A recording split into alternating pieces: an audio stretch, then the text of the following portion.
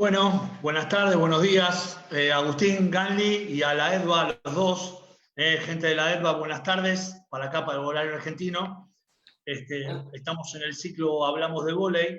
Estamos acá con Agustín Ganli, preparador físico. Así que, bueno, a sentarse, a tomar nota, a grabar y a hacerse preguntas, porque esta charla es una charla muy didáctica, una charla donde nos vamos a encontrar con un montón de cosas innovadoras y lindas como para poder implementar, tanto en lo que es el alto rendimiento, donde se maneja Agustín, o en categorías inferiores, ¿no? Entre 12 y 11 años, que lo vamos a ir dividiendo las charlas y que él nos va contando cómo va trabajando, ¿no? En principio, buenas tardes, Agustín, te damos la bienvenida. ¿Cómo va todo? Buenas tardes, un placer estar acá, saludos para todos. Así que bueno, te sigo por las preguntas, por los temas que quieras desarrollar y que vaya fluyendo. En principio vamos a tratar de identificar a Agustín Ganli, que es un preparador físico, como ya les dije, que bueno, que hace rato que está, él se inició con la preparación física en el básquet, en sus comienzos, ¿no? Sí, en Schollen 5 años. En Schollen Aleichem, ahí está. Exactamente, Un club también tiene vóley, un club prestigioso del vóley, un histórico del vóley, el Schollen Aleichem. Y les comento que Agustín, más o menos para entrar en su currículum, en qué es lo que hizo con la preparación física, Agustín trabaja para la Fundación Carmelo Pitera, en el método SICOM, que es un socio fundador, es profesor de esa fundación, que da todas las charlas, los cursos, hace trabajo de campo, experimentaciones, bueno, tanto con Carmelo y con Quique te han sacado metodologías, métodos y libros, ¿no? Muy interesante, que ya vamos a ir por ese lado también. Y después, bueno, él es docente de esa fundación y allá por noviembre del 2015 fue preparador físico de la selección de Egipto, la cual, bueno, jugó los Juegos Olímpicos de Río 2016, jugó la World League 2016 y, bueno, nada más y nada menos que ganó el preolímpico africano, que es el que le permitió ir a las Olimpiadas. Y también actualmente trabaja, y creo que por lo que me dijiste, Agus, renovaste el contrato con el Chaumont de Francia, ¿es así? Sí, renovamos para la próxima temporada, así que sería el segundo año. Perfecto, bueno, recordamos que en la selección de Egipto él trabajó con el entrenador italiano Flavio Guinelli, ¿puede ser? Flavio Gulinelli, sí. Flavio Gulinelli. Ahí está. Sí. Perfecto, bueno, y en el Chaumont de Francia, no sé si está bien dicho Chaumont, está bien pronunciado. Chaumont, ahí va. Chaumont CB52, donde, bueno, está con Silvano Prandi, un entrenador italiano, histórico de Italia, que bueno, que estuvo allá por, creo que las Olimpiadas de Los Ángeles, ¿no? Sí, él en Los Ángeles obtuvo medalla olímpica y estuvo como entrenador de Italia en la selección. Sí, entrenador de selección italiana. Bueno, todo un desafío, ¿no?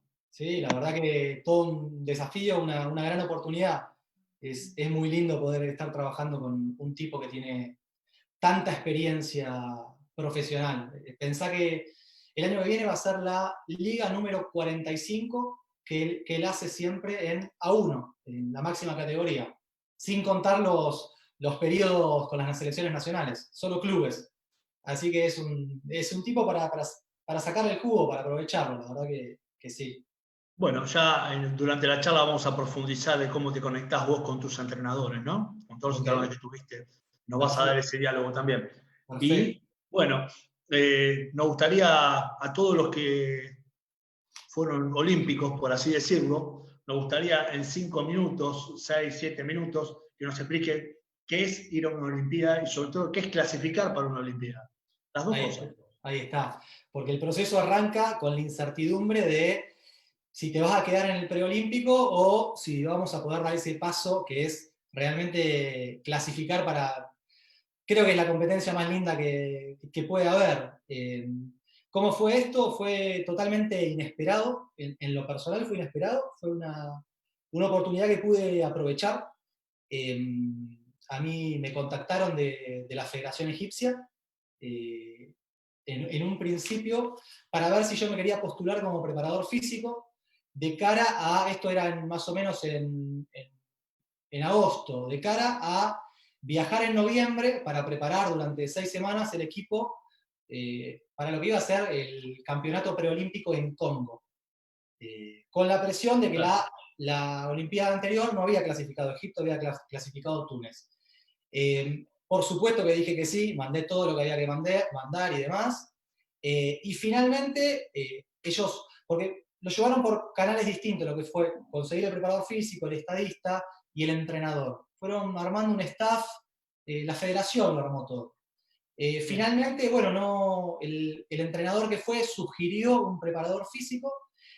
Entonces, bueno, nada, había sido algo realmente impredecible, entonces se había truncado y me adapté a eso. Y finalmente un martes me llaman, un martes de noviembre, ya llegado al inicio de todo esto, y me dicen, mira, si vos el viernes estás acá, el trabajo es tuyo. Es tuyo.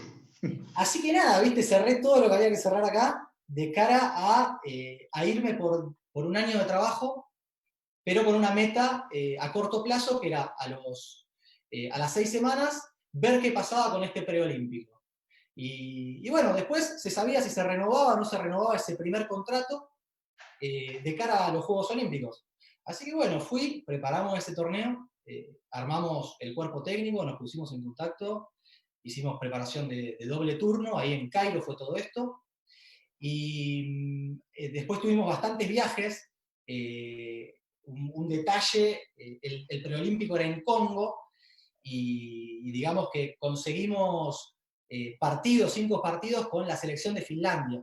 Y desde el punto de vista fisiológico no es lo ideal, porque nos fuimos a un lugar que era menos 20 grados de temperatura, y la competición era en un lugar 45 grados de temperatura, entre 35 y 45 grados de temperatura. Así que esa decisión, que fue una decisión mala, tuvo su precio. Un lado bueno, digamos. Tuvo su lado bueno en el sentido que realmente fue muy buena la experiencia de tener roce de juego con esa selección, estar ahí 10 días en este centro olímpico de ellos y estar entrenando sistemáticamente. Fue muy bueno. Pero después el viaje se interrumpió y hubo un día de diferencia entre esa temperatura y Congo. Entonces ahí, los primeros días antes de la competición, los jugadores, algunos estaban con palpitaciones, otros estaban con síntomas de resfrío.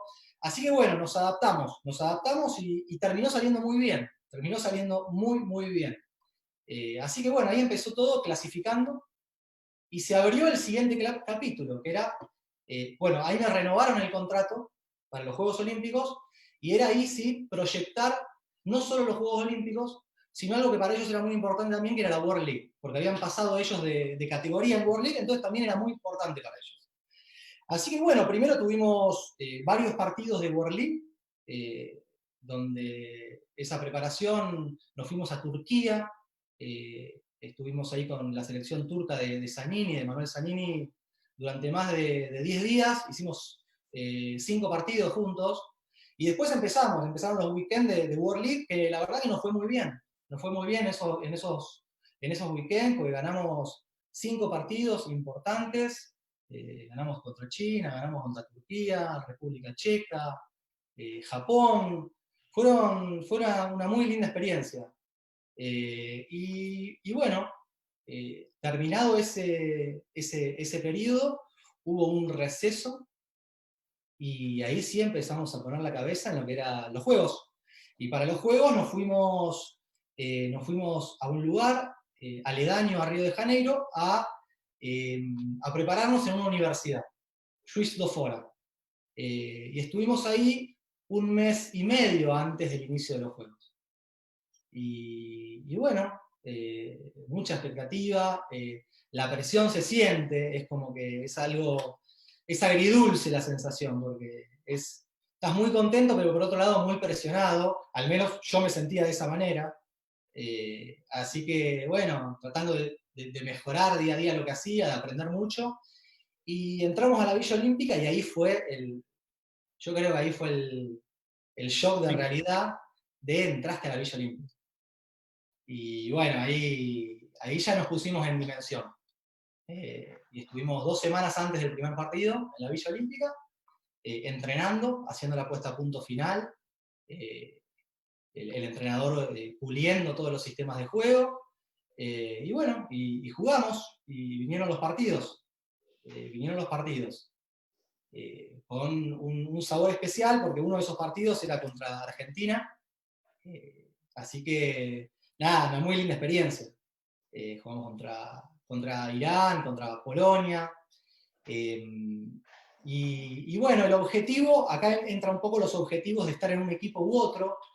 Lo que nos habíamos puesto como objetivo, si bien siempre se quiere ganar la mayor cantidad de partidos posible, esto es una novedad y siempre se quiere salir campeón, también hay que posicionarse en tiempo y espacio, y Egipto era una selección nacional que el Juego Olímpico anterior no había clasificado, siempre se disputa entre Túnez y Egipto, la mayoría de las veces. Y Como había acá Argentina, Perú, Colombia, claro, Argentina. claro, pasa por ahí. Y había clasificado Egipto, Túnez, perdón.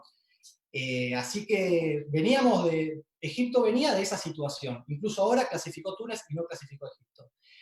Así que el objetivo era, luego de haber estado en 2 Juegos Olímpicos y haber ganado solo un set, era ganarle al equipo que pensábamos que teníamos realmente posibilidades. Y ese equipo era un equipo joven, que era el equipo joven cubano. Y bueno, efectivamente ganamos ese partido. Ese fue el objetivo. Se ganó ese partido, obviamente siempre te quedan las ganas de haber podido hacer más. Hacer algo más, claro. Sí, sí. Seguro, sin duda, sin duda. Bueno. Así que bueno, esa fue un poco la experiencia olímpica. Bueno, buenísimo. Y bueno, de ahí vas al Chaumont de ahí, Francia con de Silvano. ahí no fue tan sistemático cronológicamente. De ahí me ofrecen seguir un segundo año y yo decidí volver al país.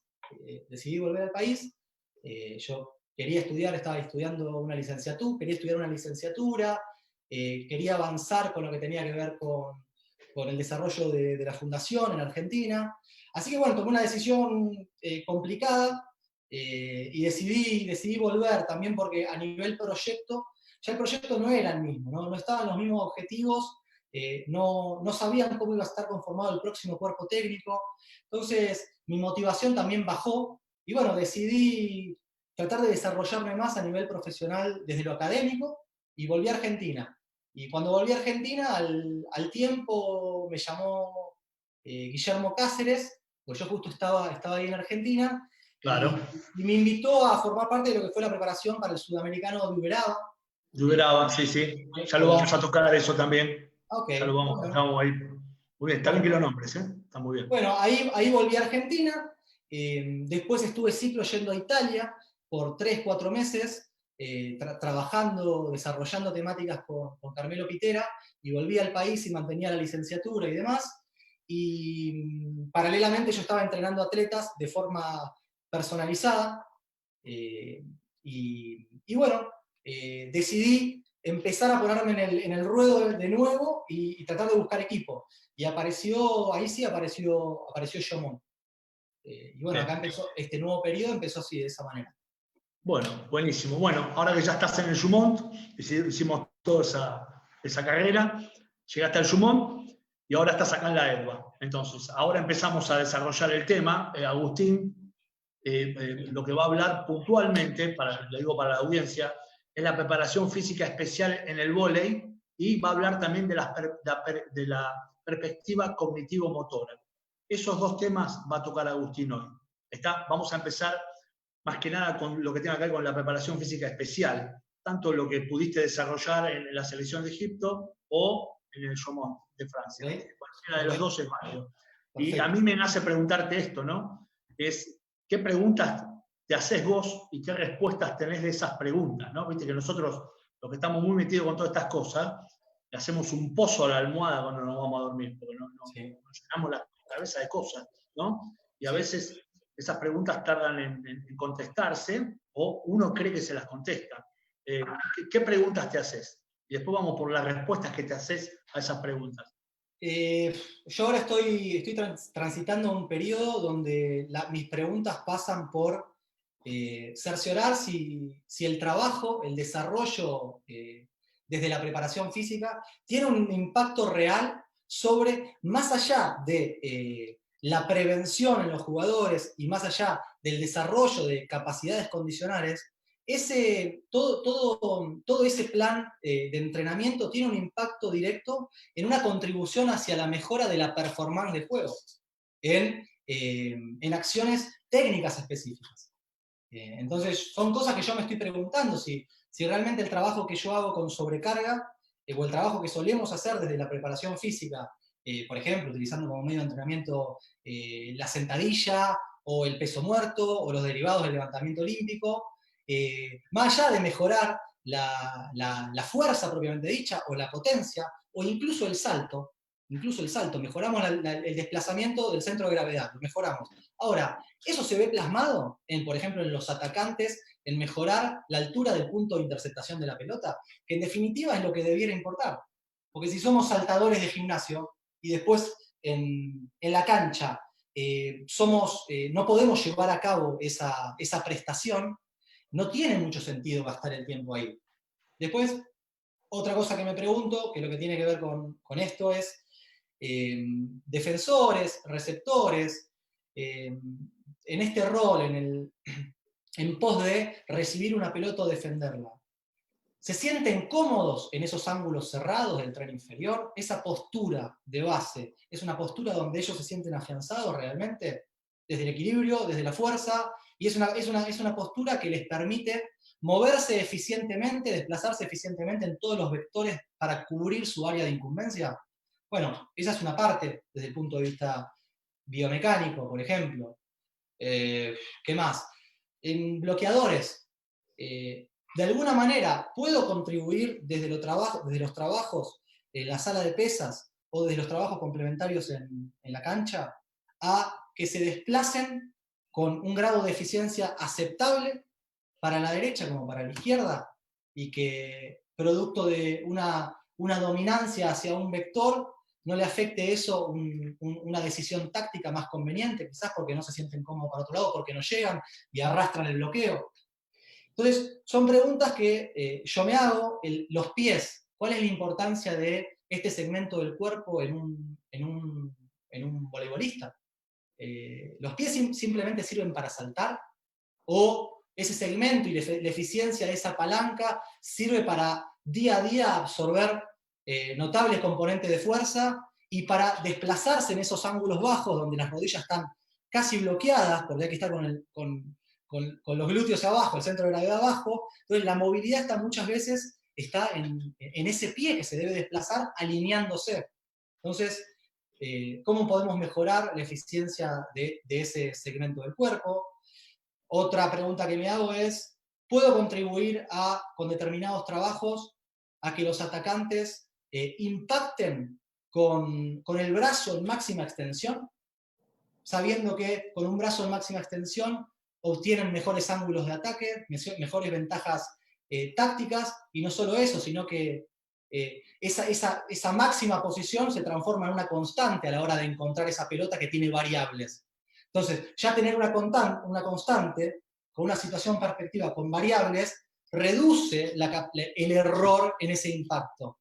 Distinto es si impacto todas las veces con el brazo en distintos ángulos. Se transforma en otra variable que se tiene que poner en juego con la variable del alzador. Entonces, son preguntas que yo realmente me estoy haciendo a fondo, y yo quiero ir por ese lado. Es un poco mi filosofía de la preparación física, una vez garantizado lo que tiene que ver con que los jugadores resistan el estrés de todo un campeonato, con que resistan el ritmo de juego con una merma mínima del primero al quinto set, y con que las expresiones de fuerza sean las mejores posibles y haya habido un desarrollo. Yo trato de contribuir en lo posible a una mejora de la performance de juego propiamente dicha.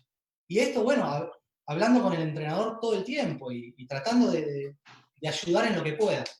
Buenísimo. Antes de que des esas respuestas, porque esas son las preguntas que te hiciste, ahora vamos a ir a las respuestas que te hiciste vos mismo, ¿no? Y qué influencias tuviste para abordar con esas respuestas, ¿no? Te manda saludos. Toda la EDVA José, Alicia, Daniela, Mario, el turco Marceca, que lo conociste recién en pantalla, Gustavo Castillo, todos los que estamos en la EPA.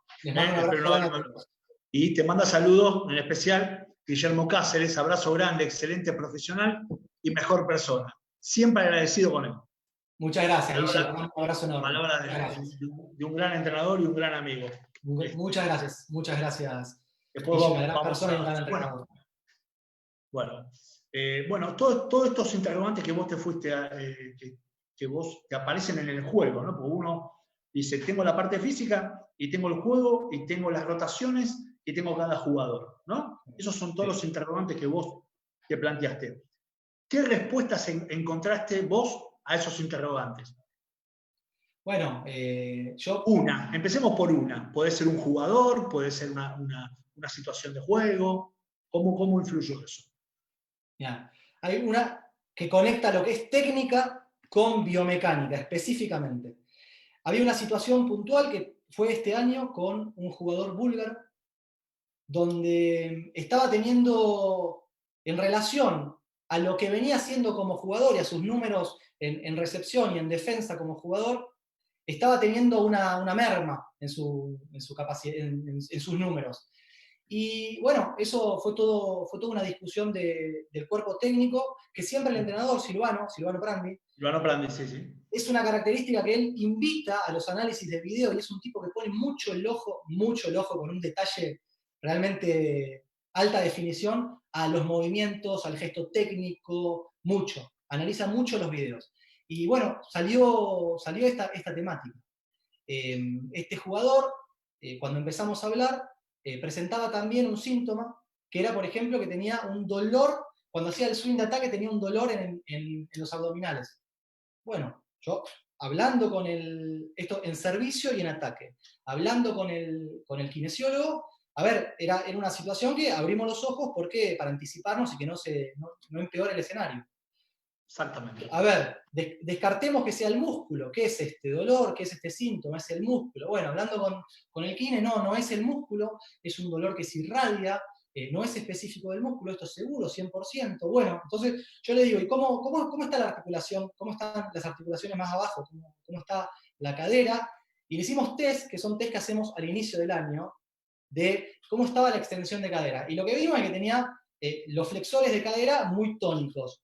Y tenía ese patrón de extensión de cadera estaba limitado. Bueno, entonces ahí empezamos a intentar descular qué pasaba con ese jugador. Cuando vamos al historial mental, porque ya lo sabemos, ese jugador, cuando había venido del pre-olímpico, de la clasificación del europeo con su selección, había tenido un esguince de tobillo. Aparentemente solucionado. Ya hacía rato que jugaba, aparentemente solucionado. Y una vez yo lo veo que, que se toca el tobillo, esto al día siguiente, que se toca el tobillo. ¿Te diste cuenta vos solo? ¿O se dio cuenta todo el cuerpo técnico? No, en el tobillo me di cuenta yo. Con lo del tobillo me di cuenta yo, puntualmente. Con el tobillo me di cuenta yo. Porque yo tenía lo que eran los números de dorsiflexión, la capacidad de que viaje hacia adelante la rodilla respecto a la punta del pie, anteriores de ello. Pero en el entretiempo de ese periodo no lo habíamos hecho nuevamente. Entonces ahí, hablando con el kine, lo evaluamos nuevamente. Y efectivamente ahí tenía un déficit. La rodilla estaba totalmente bloqueada, no podía viajar hacia adelante del pie. Y la otra viajaba 10 centímetros. Entonces, cuando le comentamos esto al entrenador, empezamos a analizar los videos y demás. Cuando hacía todas las recepciones que eran hacia la derecha, con un fondo de la pierna derecha adelantada, como la rodilla estaba bloqueada, se le levantaba el talón para compensar y no tenía un apoyo firme por una cuestión de un déficit en la movilidad del pie, ni más ni menos. Entonces ahí fue algo que entre el preparador físico y el kinesiólogo trabajamos sistemáticamente en eso y que ayudó a mejorar los números en esas situaciones de la recepción, puntualmente. A través de un trabajo focalizado en la movilidad articular del tobillo. Eso fue... O sea que al revisar con esos testeos, el tobillo, ustedes le trajo como consecuencia positiva que se pudo mover mejor en la recepción y mejoró su recepción. Eso es lo que terminaron de... El déficit en el tobillo estaba generando una serie de compensaciones que, como quedaba el centro de gravedad muy retrasado, compensábamos las flexiones de cadera todo el tiempo, y eso hacía que tenga una limitación en la extensión, y la alarma final fue el abdominal, fue ese nervio que estaba irritado por esa tonicidad de los flexores de cadera. Y terminamos en la técnica. Empezamos en la técnica y luego de un proceso del tobillo terminamos nuevamente en la técnica. Bueno, saludos, antes de seguir con esto que está interesantísimo, Agus. Gustavo Howells te manda saludos de Comodoro Rivadavia. Delfina Guerrero Reyes, excelente charla. Y Flavio Ferrari, saludos desde Puerto Santa Cruz. Un abrazo a todos. Gracias. Se ve que va por ahí, así que el sur Santa Cruz, la provincia de Santa Cruz debe ser. Bueno. Bueno, buenísimo. ¿Algún detalle más? Por ejemplo, detectaste una lesión, hicieron toda una elaboración kinésica y física y el jugador rindió. ¿Qué otra cosa más viste ahí o podés ir por otro este jugador? Año, otra cosa que tenga en mente de este año puntualmente, también para que vean un poco cómo es el entrenador, cómo funciona un poco la dinámica del cuerpo técnico. El entrenador me dice, el cubano, el receptor cubano, está siempre a la hora de esperar la recepción, carga siempre sobre la izquierda, está desbalanceado para un lado. Es notorio que siempre se posiciona de esa manera. Y bueno, eso al principio uno no sabe exactamente por qué puede ser eso. A ver, porque eso puede ser, por ejemplo, ¿por qué podría ser esa conducta? Llamémoslo conducta. Puede ser quizás si él está en posición 5, porque está evitando la zona de conflicto con el que está en posición 6, es una cuestión táctica que él está habituado de esa manera por cómo se para quizás en su selección nacional, y que quizás acá con Silvano es distinto, él para los 3 atrás, con 3 metros de cobertura, y por ahí acá tiene que estar más balanceado porque tiene que cubrir para el centro de la cancha como para la izquierda. Puede ser que él automatizó esa postura, puede ser eso, puede ser que haya algún bloqueo desde el punto de vista de la cadera. Te hago una pregunta. Cuando estás hablando del receptor, estás hablando de que tiene un desbalanceo más hacia la pierna izquierda, como lo estás explicando. Y... Estaba con la toma de peso siempre desde el eje central cargado muy para la izquierda. Y lo que Silvano quería es que estuviera balanceado. Él desde eso, te hago una pregunta para que también el público se meta en la cancha, ¿no? Sí. O vos estás mirando la cancha. Sí. El receptor, ¿lo estaban observando de delantero o de zaguero? En ese momento de zaguero, cuando me lo estaba diciendo él.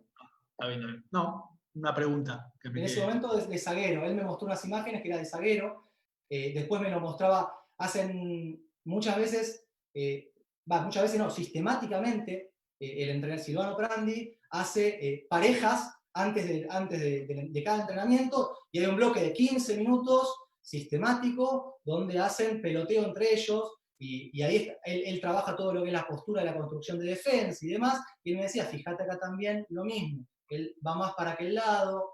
Bueno, esa fue una temática que el entrenador me involucró en el punto de vista.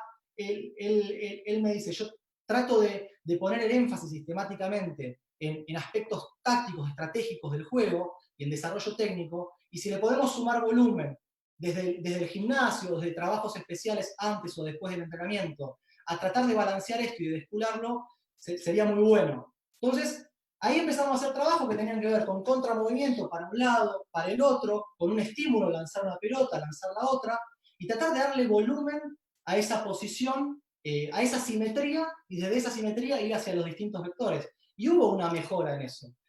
Hubo una mejora que no fue total, porque el proceso se vio interrumpido, este año se cortó antes el campeonato, pero vimos que podía ir por ese lado la cosa, podía ir por ese lado. Así que bueno, ahí el entrenador me abrió los ojos, detectó el problema, y bueno, juntos tratamos de ver qué podíamos hacer, desde un área, desde otra, perdón. Yo tengo una pregunta para hacerte que tiene que ver con esto que te está pasando con Silvano, ¿no? Te la voy a hacer porque es muy interesante, y por lo menos para mí, ¿no? Sí. ¿De qué cosas te dejaste influenciar y de quién te dejaste influenciar para mejorar tu preparación física? Entonces, bueno, claramente por Silvano, ¿no? O sea, como que Silvano ve una parte del juego donde vos la analizaste con el kinesiólogo, ¿es así?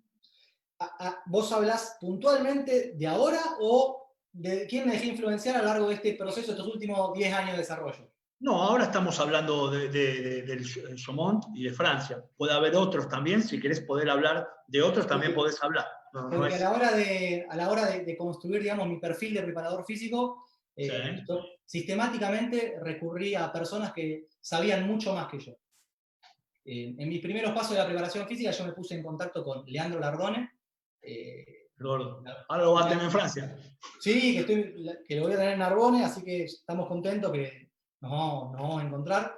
Bueno, yo ahí en el 2011 empecé, digamos, asistiéndolo a él en el cuerpo técnico que estaba Horacio Bastit, Edu Villaume, estaba Guillermo Cáceres, y ahí para aprender de una persona que tenía muchísima más experiencia que yo.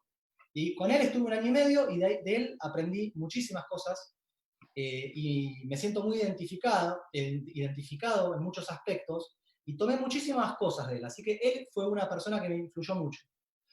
Otras personas, bueno, desde todo lo que tiene que ver con la parte de ponerte en interacción con el jugador desde lo vincular, Quique Edelstein, desde su mirada, me enseñó muchísimo, cómo, a ver, los objetivos se construyen en conjunto y ese conjunto está el jugador. Entonces, cómo hacer para que el jugador realmente se sienta parte de ese proceso y desde el vamos sepa hacia qué norte estamos yendo, y no esa autoridad de darle un plan solamente unilateral. Bueno, claro. Después yo lo considero, digamos, padre cultural, desde lo que tiene que ver con la preparación física y lo cognitivo, es Carmelo Pitera. Yo con él hablo sistemáticamente, hablo todos los días con él desde el 2012, todos los días con él. Vivimos juntos en Italia, vivimos juntos en Egipto, porque cuando yo estuve en Egipto, él estuvo con las formativas de Egipto.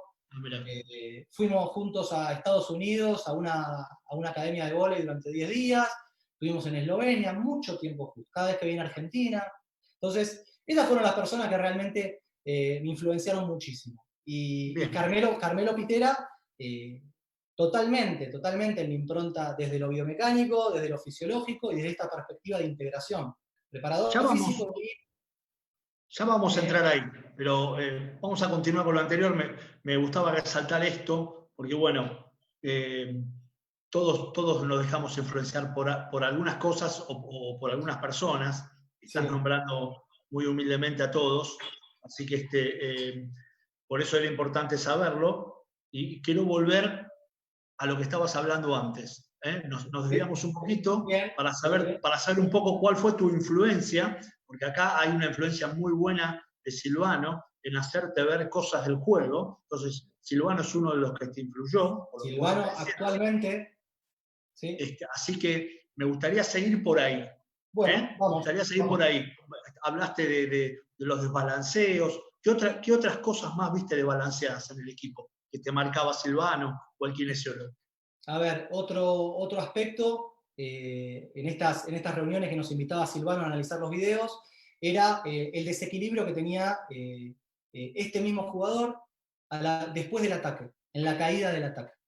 En la caída del ataque perdía totalmente el control, si bien había veces que realmente caía y terminaba en el piso, había otras veces que no terminaba en una posición equilibrada que le permitía desde el ataque ir a la situación táctica siguiente con una disposición corporal. Sí, y bueno, eso fue algo que el entrenador sistemáticamente, Silvano, te llama y te dice, mirá, Agus, analiza, fíjate esto. Y él pone el ojo en una situación y te invita a desarrollar y a tomar cartas en el asunto. Sistemático, eso es sistemático. Hace mucha docencia él con su cuerpo técnico. Esto de invitarte a ver él está con el estadista y con el segundo entrenador, pero desde el primer día me dijo, mirá, a mí me gustaría que vos estés también en los análisis de los partidos, en los análisis técnicos, me gustaría realmente que vos estés, y está muy bueno eso. Yo la verdad que me siento muy cómodo con este entrenador, porque tiene esa apertura de él como head coach tomar información de cada uno de los departamentos, por así decirlo. Claro, sí, sí, sí. Y bueno, esto de perder el equilibrio con este atacante tenía que ver también con una limitación en lo que era la cadera puntualmente, en lo que era la cadera y la absorción de la fuerza negativa. Él tenía, desde el punto de vista de lo que era la fuerza excéntrica, no tenía un buen control excéntrico, entonces fuimos por ese lado, y fuimos por el lado de mejorar toda la movilidad, extensión y rotación de la cadera, y realmente con ese jugador que es muy joven, 18 años, se recontraven estas acciones se ven enseguida. Se ven enseguida porque es realmente una educación motriz la que se hace, porque son tan jóvenes que bueno, se metieron además específicamente en el vóley desde tan temprano, que también hay aspectos de la motricidad de base que no estaban desarrollados. Y este era uno de esos, por ejemplo. Bueno, te manda saludos Damián Arredondo, excelente Grande, Agustín, Raúl desde Qatar, me Insúa, imagino. Raúl Insúa, de San Antonio de Areco, saludos de México, Alma García, Alejandro González, de México también, Rodri Reynoso González, excelente análisis, saludos desde México. Muchas gracias. Y hay algunas preguntas que te las voy a hacer después.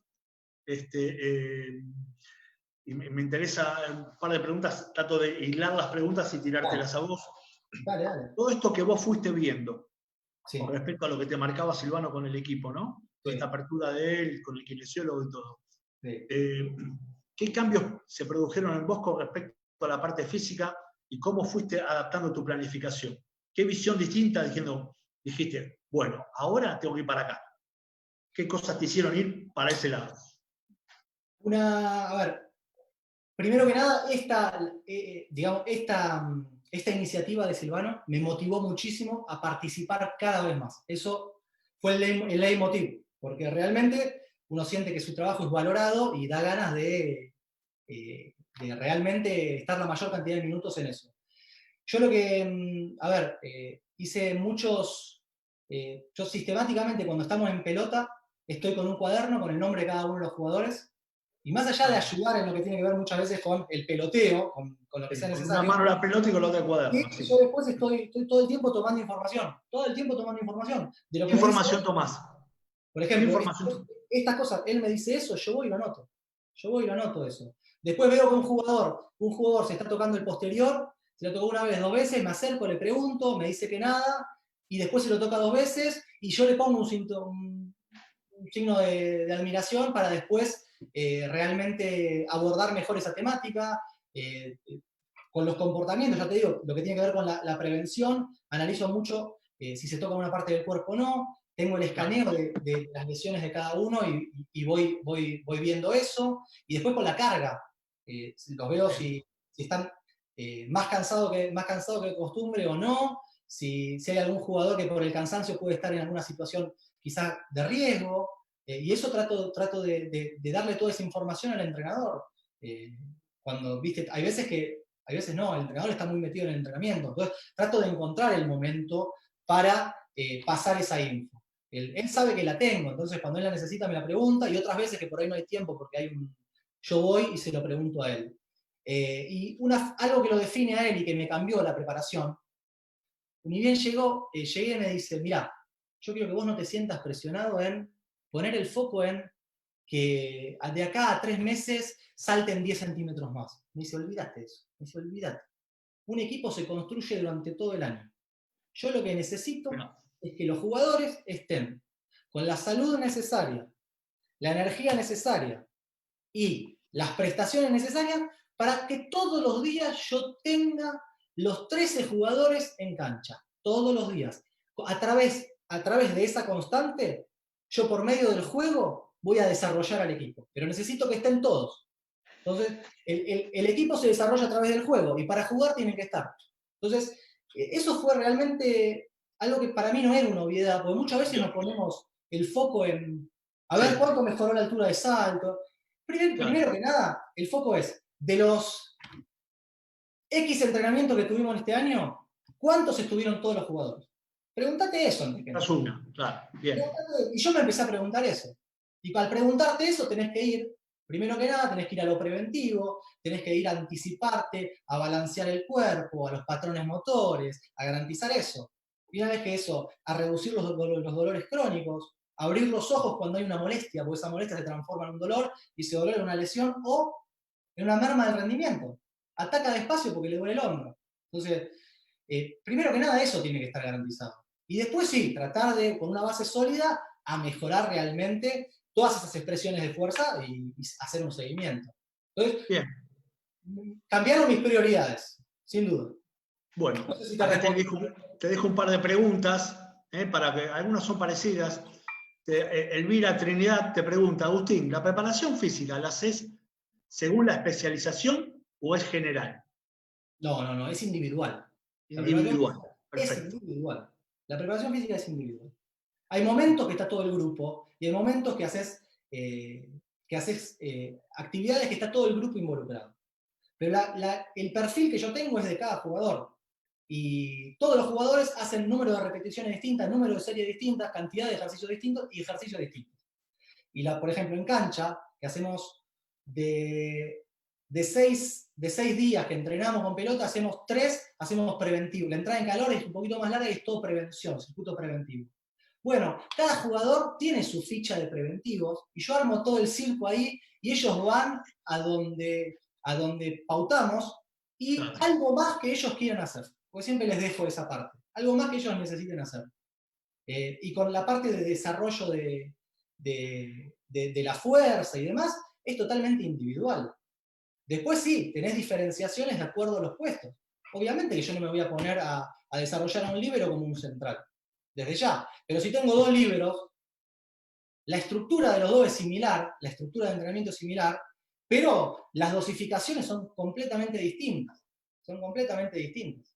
Ya vamos a llegar ahí de nuevo. Te hago las preguntas y vamos a ir en tema específico de los puestos de la cancha. Gustavo Howells, ¿ayuda a poner carga en los tobillos o cintura para la práctica del salto? Buscando mejor el salto en caso afirmativo, ¿a qué edad se puede empezar con ese trabajo? Pregunta Sí, si puede ayuda. poner carga. En los tobillos yo la verdad que nunca probé en los tobillos. Yo lo Perfecto. que probé fueron con chalecos lastrados. Con chalecos lastrados, que permite el movimiento balístico y no es una resistencia dinámica variable como un elástico. Sí, yo creo que es un medio de entrenamiento, correcto para la saltabilidad, sin duda. Bien, la última pregunta y seguimos hablando con la parte física individual de los jugadores. Y está interesante eso. Edwin Alberto Navarrete, Nick, ¿tiene algún programa de ejercicios para mejorar la saltabilidad de los voleibolistas? Yucatán, México. Sí, por supuesto que Después, hay sí. una construcción que es totalmente individual para mejorar la saltabilidad de un jugador de vóley. Hay desde ya. Pero a mí los planes de mejorar la saltabilidad con esta receta y mandarla sin realmente conocer el personaje desde el punto de vista biomecánico, fisiológico, historial lesivo, no creo que tengan sentido.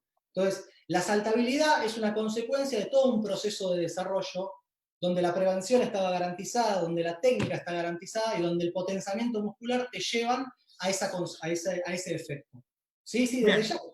Le dejamos a Edwin Alberto Navarrete que se comunique con vos en algún momento y puedan Dale, charlar en forma individual o te hace las preguntas y vos dale, ahí le das tu perfil, porque si sin no, duda, por ahí tendríamos que estar. Pero bueno, lo sin duda. dejamos abierto a esa situación. Volvamos a la cancha, volvamos a la preparación física, a la visión de Silvano, volvamos a todo eso, al cuadernito en la mano, la pelota en la otra, el circo que armás con la preparación física, el circo en buen sentido, ¿no? Obviamente. Sí, desde ya. Por ejemplo, vamos a tomar un jugador del equipo, no con nombre y apellido, sino de posición, los armadores. ¿Cómo trabajan la parte física? Bueno, el armador... Perdóname, ¿qué cosa ves vos que los armadores no pueden dejar de hacer en la parte física? Por ahí la redondeo más. Que los armadores no pueden dejar de hacer en la parte física. Sí, algo que vos veas. Por ejemplo, estos armadores son armadores que sacan de potencia. Entonces, el potenciamiento del brazo tiene que estar presente. Porque son sacadores que sacan de potencia, son armadores que sacan de potencia. Entonces, tiene que estar presente, pero el volumen de entrenamiento no va a ser el mismo que el de un opuesto o el de un central, que realiza una cantidad de acciones de ataque muy distinta a la que ataca un armador. Entonces, ahí hay una diferenciación de densidad de eso, simplemente. Después, ¿qué más?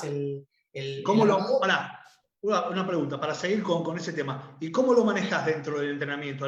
Con lo que estás diciendo, ¿cómo lo manejas al armador? Es decir, bueno, no es lo mismo que lo opuesto, pero sacan salto con rosca, como estás diciendo vos. ¿Cómo es la parte de trabajo que tiene? ¿Qué hace? Hay Puntualmente un una, par de cosas. hay una parte que es una parte estructural del tren superior, que estamos hablando en este caso, que Sí, sí. yo trabajo por vectores y patrones de movimiento, porque durante la competición tenemos 2 a 3 veces por semana sesiones, la mayoría son 2, entonces el método que me dio mejor resultado fue trabajar por patrones de movimiento, donde vas trabajando los empujes, las tracciones, las rotaciones, en distintos vectores, y ahí solo se va compensando la estructura. Y no necesitas balancear después. Después, cuando querés potenciar, por ejemplo, yo utilizo mucho lo que son balones medicinales. Utilizo mucho trabajo de balón medicinal.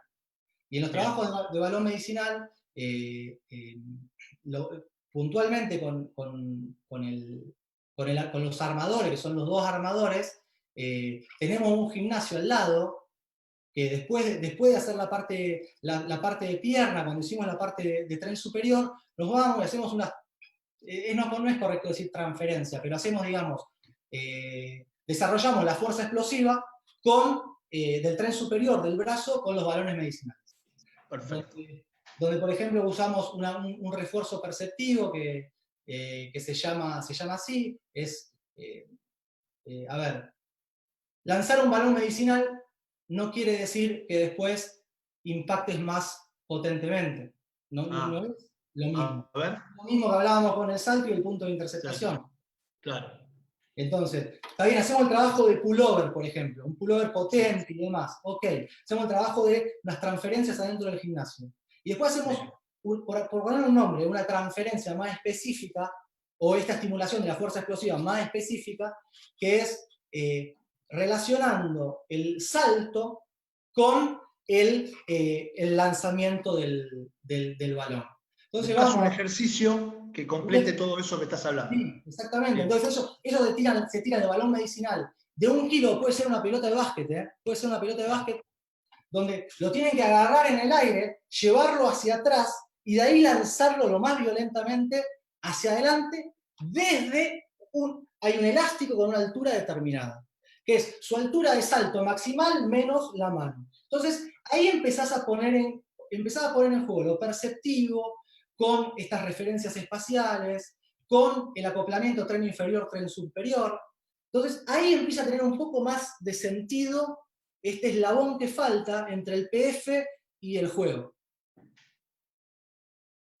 Eso es algo que hacemos. Otros trabajos son trabajos de desplazamiento, mucho desplazamiento y desaceleraciones, donde hacemos desplazamiento y desaceleraciones orientando el plano frontal del cuerpo hacia determinada referencia. Entonces yo me pongo, empiezo a señalizar con ellos tiran la pelota, se tienen que desplazar a máxima velocidad, yo me muevo en el espacio y tienen que desacelerar equilibradamente con la pelota sobre su cabeza, mirándome hacia mí. Y empiezo a cambiar y cambian entre ellos. Trabajo mucho lo que es la desaceleración, que es una capacidad. ¿Cómo es eso de trabajar la desaceleración? A ver, A cómo, ver, para ser puntual. una vez escuché un profesor que decía que la desaceleración era algo así como apagar un sistema. O sea, estaba el sistema efector y después de acelerar, y después estaba, viste, vos apagabas ese sistema, no lo estimulabas más y desacelerabas. La realidad que dista mucho de eso. La desaceleración en tiempo y espacio es una coordinación muy compleja, que hay que desarrollarla. Esto de equilibrar el cuerpo, desacelerar una inercia del centro de gravedad, ubicarla en un punto espacial determinado que tiene relación con un punto de interceptación o de cambio de dirección de la pelota y orientar el cuerpo hacia o perfilar el cuerpo hacia el lugar más conveniente de acuerdo a ese golpe técnico que se tenga que desarrollar, es algo muy complejo. Es algo muy complejo. Yo no puedo, yo no me meto en hacer situaciones de juego porque yo no soy entrenador, no sé ser entrenador y tampoco lo busco. Lo que yo sí busco es tratar de que esos armadores se desplacen para todos los vectores a máxima aceleración posible y que desaceleren organizadamente, perfilándose hacia donde convenga, según el gesto que se tiene que aplicar. Entonces, eso es lo que vamos haciendo. Ellos primero lanzándose la pelota, después yendo a buscar una pelota que le lanza a otro hacia arriba, y vas armando una construcción. Y eso lo suelo hacer después de los trabajos de fuerza. Bien, buenísimo. Y de esa aceleración y desaceleración que estás marcando, ¿cómo transferir los ejercicios después? ¿Le buscas toda una parte, digamos, cognitiva, de pensar, de tirar el balón arriba del elástico como lo estás marcando? Eso que estás haciendo, ¿cómo lo llevas con los receptores, con los jugadores de punta? ¿Hacen otra cosa? Entonces, ¿Aceleran, desaceleran más? ¿Cómo es? A ver, por ejemplo, los receptores, desde el punto de vista, analicémoslo juntos, desde el punto de vista del inicio del movimiento, inician desde posiciones, desde posturas diferentes y ubicaciones diferentes. Toda esa estructura, que es la estructura de la recepción, es una estructura de procesos que se concatenan, de secuencias que se concatenan. Esa es la estructura de la recepción. Con un objetivo. El objetivo de la recepción, ¿cuál es? Habría que definir el objetivo de la recepción. Ponerle la mejor pelota posible al armador. ¿Sería eso? En definitiva es eso. Sí, por supuesto. Sí, sí. Para lograr eso hay un montón de cosas que vienen primero. Hay un montón de cosas. Hay cosas que son de la esfera del pensamiento, cognitiva, y hay cosas que tienen que ver con lo sensomotor, y hay cosas que tienen que ver con lo metabólico también. Entonces, y hay otras con lo biomecánico. Entonces, tratando de analizar desde esos balcones una situación de juego, bueno, hay que ver, por ejemplo, si hubiera algún déficit de algún tipo, poner el foco en alguno de esos procesos. Que quizás alguno de esos procesos tiene implicación, en mi área de incumbencia. Va a haber otros procesos, muchísimos otros, que son netamente cosas con el entrenador, con el sistema de juego, y ahí yo no tengo ahí lo aborda totalmente el entrenador. Pero, por ejemplo, a ver, un receptor. Yo creo que un receptor tiene que poder moverse eficientemente hacia todas las direcciones con el culo abajo. ¿Pero por qué eso?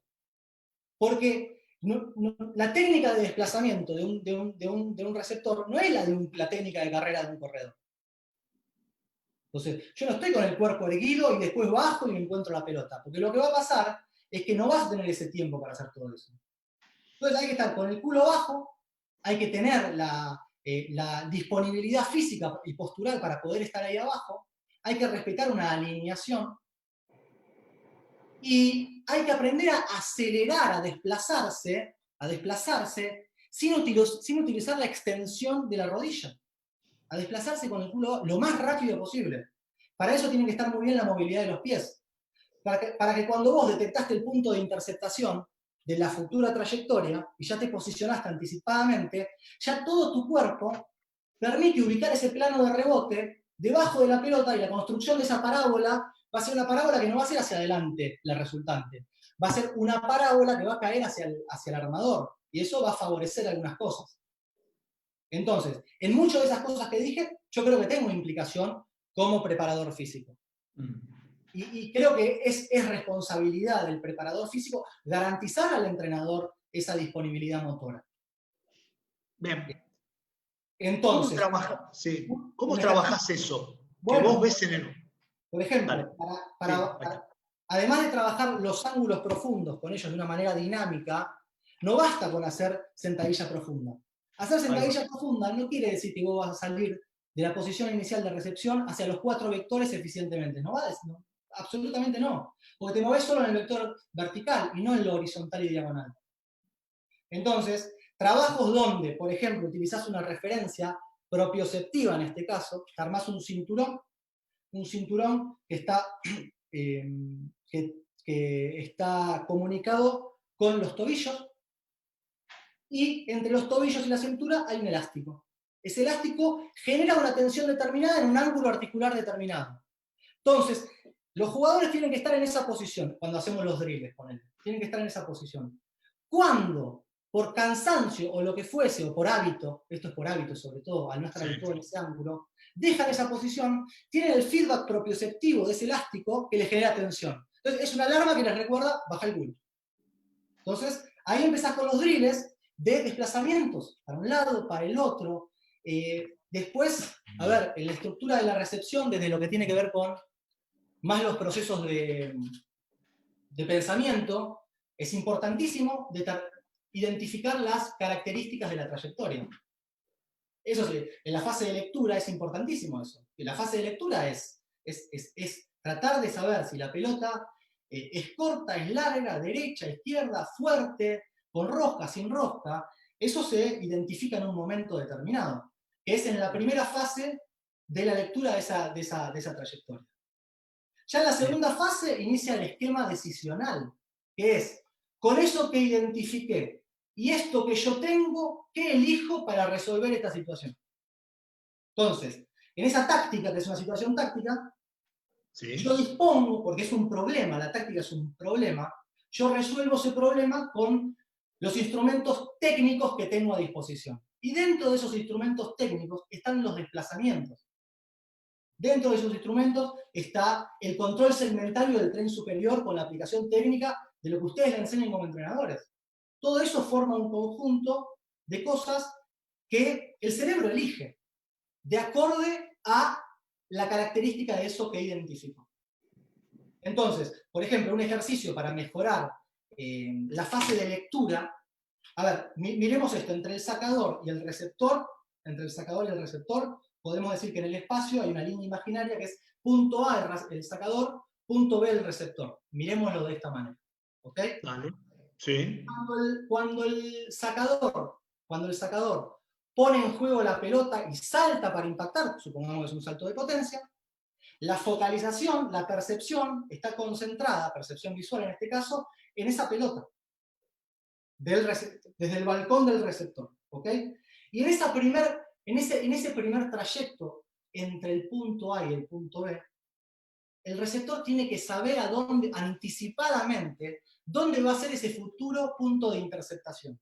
Porque ahí se va a tener que desplazar y posicionar.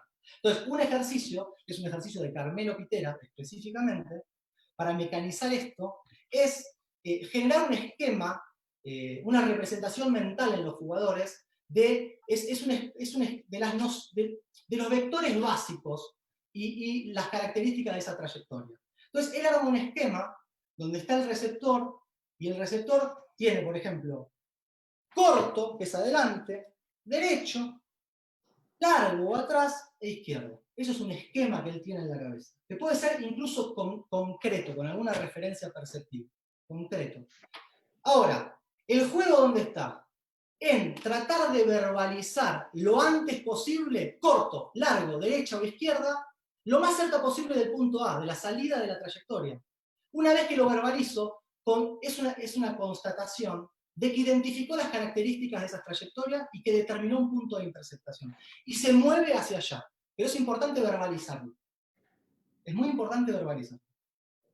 Ese esquema básico, después se transforma, que inicialmente puede ser trayectorias desde abajo hacia arriba, parabólicas.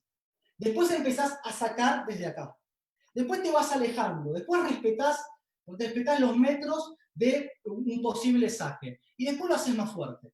Pero vas construyendo toda una estructura que genera una matriz espacial en el receptor de estos vectores en relación con las características de esa trayectoria. Y después, lo que haces es, más allá de los 4 vectores, corto, largo, derecha, izquierda, empezar a trabajar con los 8 vectores, que son las diagonales. ¿Cómo es eso? A ver, ¿cómo trabajas? Te armás un esquema donde si el receptor está en el centro, adelante de él es el 1. Adelante y a la derecha, en diagonal derecha, es el 2. Hacia la derecha es el 3. Hacia atrás, pero hacia la derecha, es el 4. Hacia atrás es el 5. Hacia atrás, hacia la izquierda, es el 6. hacia la izquierda es el 7 y en la diagonal es el 8. Y el juego ahora se multiplica desde el punto de vista también de la memoria. Y tiene que verbalizar del 1 al 8 de acuerdo a sus futuros puntos de interceptación. Entonces, bueno, buenísimo. Bueno, eso para poner un poco la lectura. Sí, sí, sí, perfecto. Sí, sí, ahí explicaste también todo lo que tenga que ver con ese trabajo físico, ¿no? Con el tema de poner entre los pies el elástico, de generar movimientos no tanto con la rodilla extendida, sino con la rodilla flexionada y mover los pies. ¿Sí? Te digo todo esto porque me da la sensación de que así como la parte de lectura tiene que estar, ¿no? Y dándole esos 8 vectores que vos decís, también hay un momento que el cerebro debe avisar, esto no lo podés hacer, ¿no? Bueno, está bueno ese tema. Está bueno ese tema. ¿No? Porque dice, yo tengo que hacer esto, no me planteas a mí, pero llega un momento si la pelota me va, como decís vos, a 4, a la derecha de atrás, digamos, sería, o a la derecha de atrás es 5, ¿no? Ponele, por decirlo como ejemplo, para decirlo como ejemplo, decir, bueno, el cerebro también te dice, Tuco, para ahí no podés ir, no te sale, ¿no? ¿Puede pasar eso? Bueno, acá entra un concepto que tiene que ver lo de, por ahí escuchamos hablar de lo que es la lateralización, la dominancia, y todo ese proceso de sentirse cómodo, yendo para un lado o para el otro, tiene que ver con este proceso de lateralización y dominancia. Entonces, es trabajo del preparador físico llegar a achicar la brecha entre el lado dominante y no dominante y los vectores dominantes y no dominantes, para que todos sean posibilidad de resolución táctica. Algunos, si yo tuviera que, por ejemplo, si yo tengo una acción voluntaria como es el servicio, yo voy a elegir atacar con el brazo derecho o el ataque.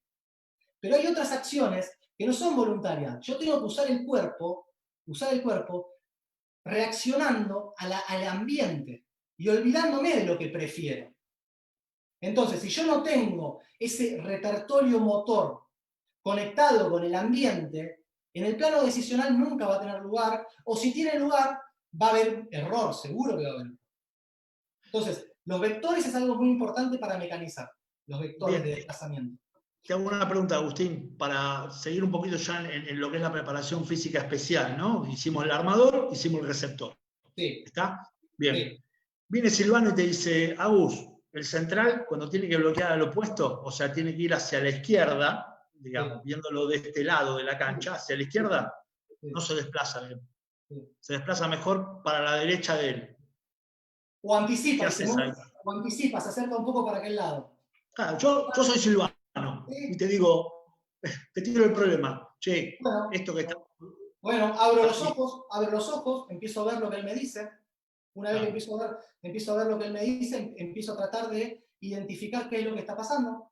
Bueno, ahí ¿qué pasaría? Por ejemplo, si no puede ir hacia la izquierda, ¿qué problemas ves vos que no puede ir para la izquierda? ¿Y cómo lo solucionarías? Muchas veces hay un déficit, que es esto, lo de para un lado o para el otro, afectado por las dominancias, en la capacidad de desplazarte para la derecha o para la izquierda. Te desplazás mucho mejor para la derecha, porque con la pierna de empuje que necesitas para ir para ese vector estás más cómodo, es más eficiente desde el punto de vista motor, y no pasa lo mismo para el otro lado.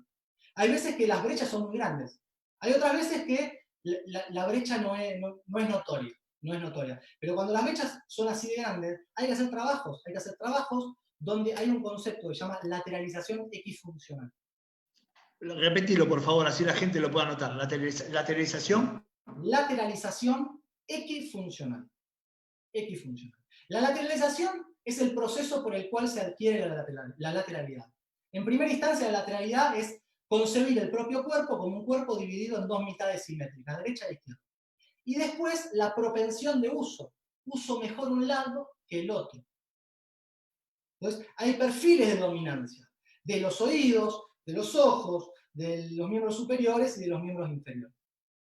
Entonces, cuando se manifiestan situaciones de este tipo, hay que trabajar esos desplazamientos y la fuerza de los miembros inferiores para impactar en una lateralización equifuncional. Que no es, a ver, porque, por ejemplo, en el fútbol, ¿viste? Es diestro. Entonces hacemos ahora un ejercicio que patea siempre con el izquierdo.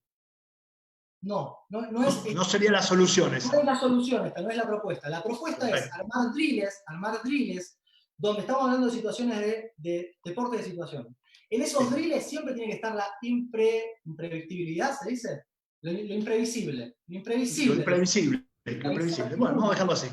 La incertidumbre. Entonces, él no sabe que siempre se va a mover para allá.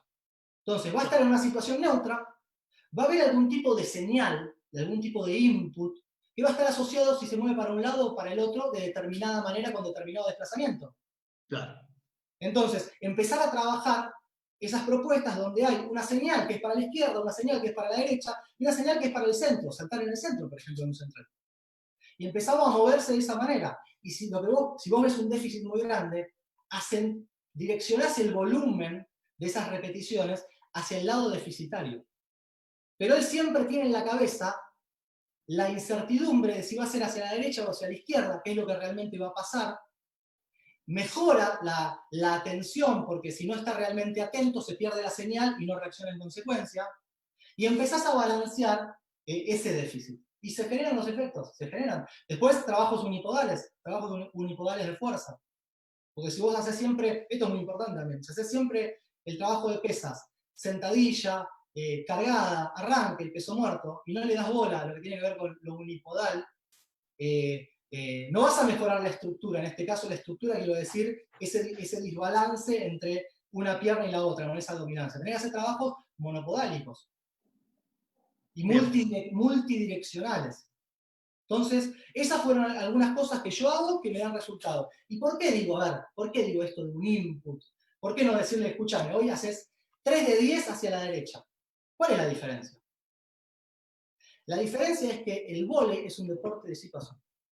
En el vóley, yo tengo una cantidad de recursos de movimiento que los pongo en juego de acuerdo a las variaciones del ambiente.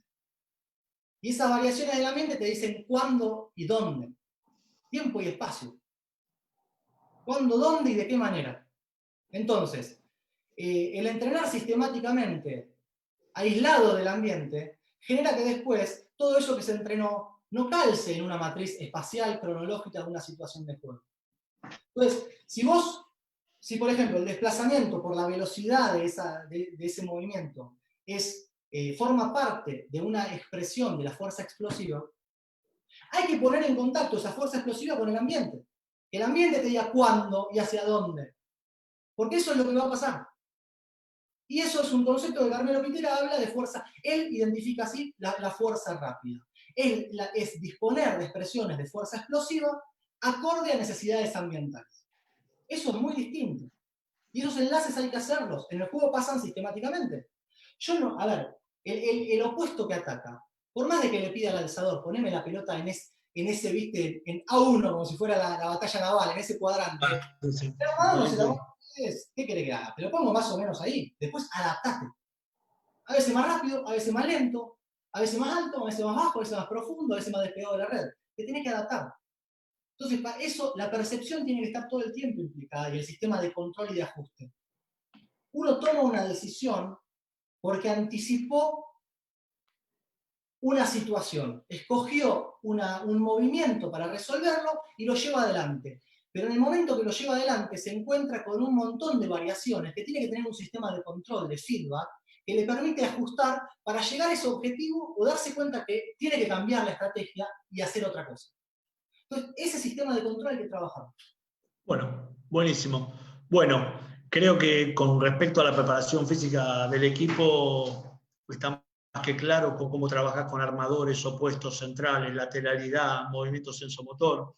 Bueno, me gustaría pasar un poco qué es lo que haces con Carmelo en la fundación, que trabajás todo lo que es perspectivo cognitivo-motor, ¿no es cierto? Eso es uno de los temas que vos estás hablando ahora, justamente, con equipos de mayores, que lo estás llevando, y de dónde sale, porque la pregunta es de dónde sale todo eso, ¿está? Y en qué edad es conveniente empezar a trabajar eso, porque entiendo que a lo mejor trabajar todo eso con un grupo mayor cuesta un poco más, porque ya tienen muchos movimientos adaptados, pero estaría bueno que a partir de este momento de la charla empecemos a trabajar sobre lo que es la perspectiva cognitiva motora, más profundo ahora, que es lo que vos trabajan mucho en la fundación. ¿Te parece, Agus? Ok, sí, perfecto. Bueno, ese fue un punto de inflexión en mi posicionamiento como preparador físico, fue conocer esto de lo cognitivo-motor, de la esfera cognitiva, de la esfera del pensamiento. Ese fue un punto de inflexión absoluto. Ahí cambió un paradigma. Fue conocer esto. Los trabajos que realizamos de la Fundación Carmelo Pitera con el autor Carmelo Pitera tiene que ver en una serie de propuestas de desarrollo de la motricidad. Desarrollo de la motricidad. Hay propuestas que él publicó que van direccionadas específicamente a lo que tiene que ver con el vóley, porque está la propuesta dentro del movimiento 1, dentro del movimiento 2, el mini vóley, el sistema CEL, hay un montón de publicaciones que es el desarrollo de la motricidad específica para el vóley. El desarrollo de la motricidad para generar la base de lo que va a ser después la especificidad del vóley. ¿Está bien? Lo último que como fundación generamos es el sistema educativo SICOM. El sistema educativo SICOM es un sistema que pretende generar impacto en el desarrollo motriz en primera instancia de los chicos, para anticiparnos, pero que tiene aplicabilidad no solo en los chicos, sino que en la adultez y en la tercera edad, siempre y cuando generando las variaciones didácticas necesarias según quien tengo delante. Bueno, el objetivo de esto es utilizar el movimiento, es a través del movimiento generar impacto en las distintas funciones ejecutivas, en la cognición. Por cognición tenemos que entender que es el conocer, el comprender al mundo. Entonces,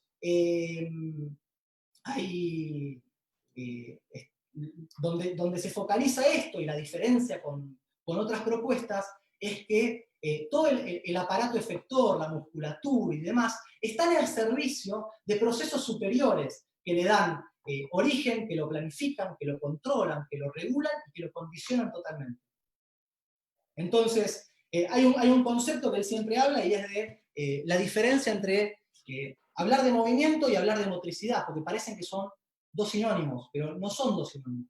¿Cuál es la diferencia? Por ejemplo, movimiento es aquella parte de la conducta motora que se ve expresada externamente. Aquello que podemos percibir de afuera, eso es el movimiento. Yo lo veo al tubo que se está moviendo. En cambio, motricidad son todos esos procesos internos que lo anticipan, lo planifican, lo regulan, lo controlan.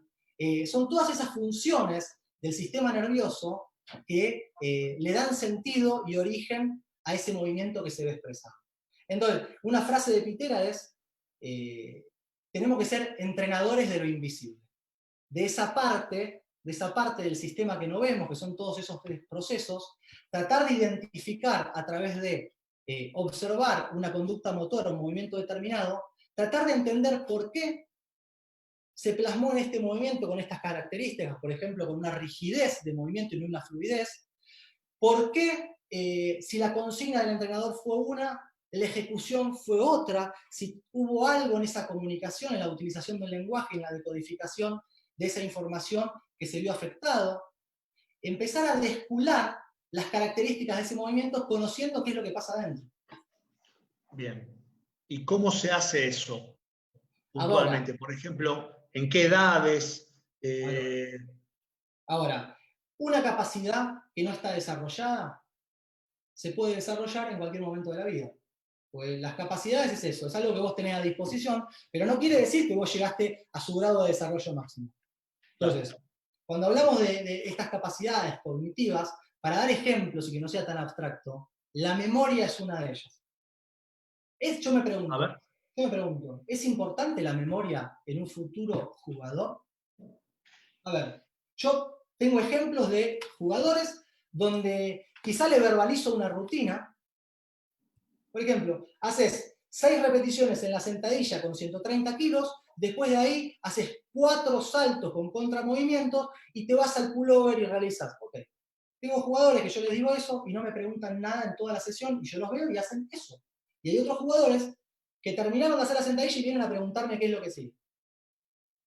Yo me pregunto, ese tipo del sistema amnéstico, de la memoria, esto que parece que es el gimnasio, pero ¿no podría pasar lo mismo cuando el entrenador le habla de un sistema táctico? y de esa concatenación entre lo que hace un jugador, otro y el rival, y cómo se tiene que ubicar él, o después de un ataque se olvida a ir, por ejemplo, a posicionarse en un bloqueo o en una defensa. Atacó y terminó ahí. O saca y se olvida de ocupar realmente la cancha como debe ser. O después del bloqueo se olvida de posicionarse de acuerdo a la táctica que hablaron para salir beneficiado. Entonces, por ejemplo, la memoria es una.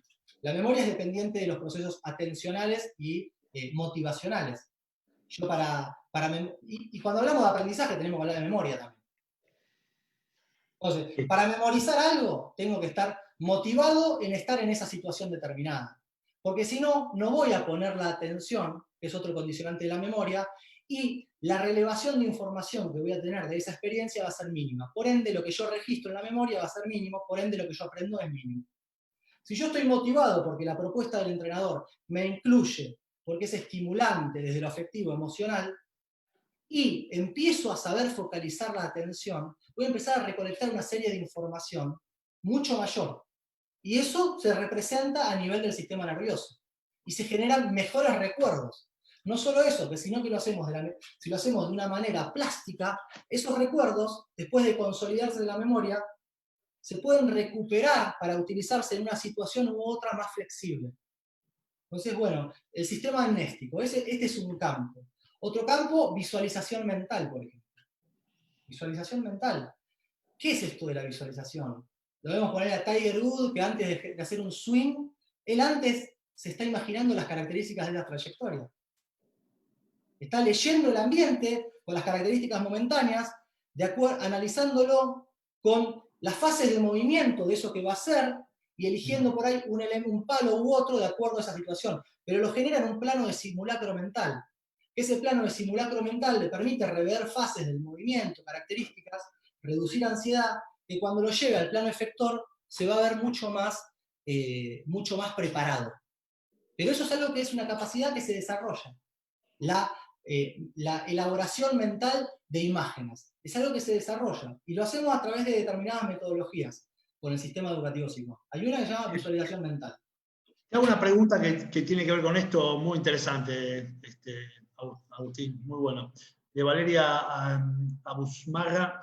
Si observaste, creo que es tanto para un jugador formado, para un jugador de 18, 16 o para un chico, ¿no? También que puede pasar.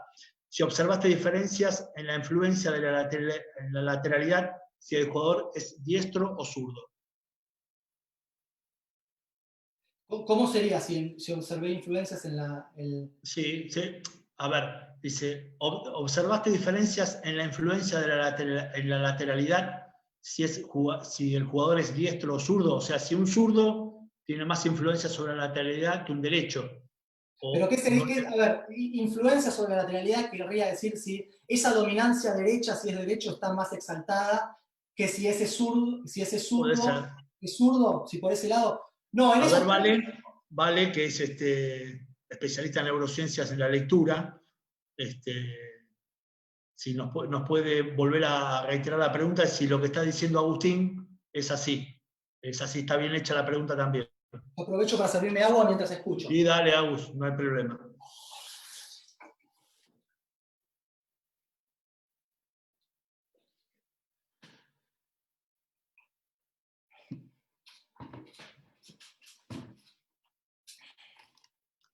Te voy a hacer otra, mientras Vale va elaborando la pregunta de la lateralidad. Hay otra pregunta de ella que dice, ¿cómo influyen las funciones ejecutivas en el juego? Por otra parte, ¿suelen tener un desarrollo tardío, 16 o 18 años, para ciertos aspectos, como la toma de decisiones, por ejemplo? ¿También lo son tardías para el que tiene que ver con tu trabajo? La maduración de las funciones ejecutivas se culmina alrededor de los 25 años de edad. Ahí se terminan de culminar. Y son determinantes, en el juego son determinantes. No podemos relacionarnos con el ambiente sin tener un correcto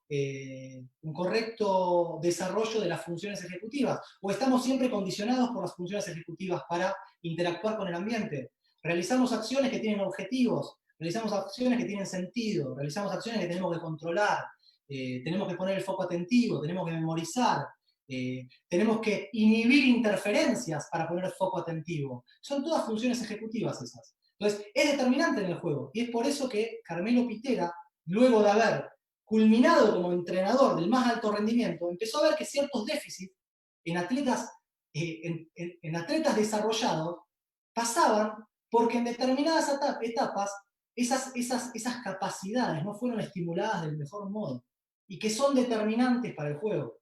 El vóley es ante todo un deporte de situación. Es un deporte de situación. Entonces, el pensamiento es protagonista, absolutamente. Bien, acá Valeria nos mejoró la pregunta, nos dice, nos pone eso, como que lo que estaba diciendo vos estaba bien. Si hay diferencias en cómo influye la lateralización de acuerdo con la dominancia del jugador. Yo no tengo esos datos, no tengo esos datos. No tengo esos datos, no hice ese trabajo de investigación tampoco. Bueno. Yo a la hora práctica, lo que trato es eso.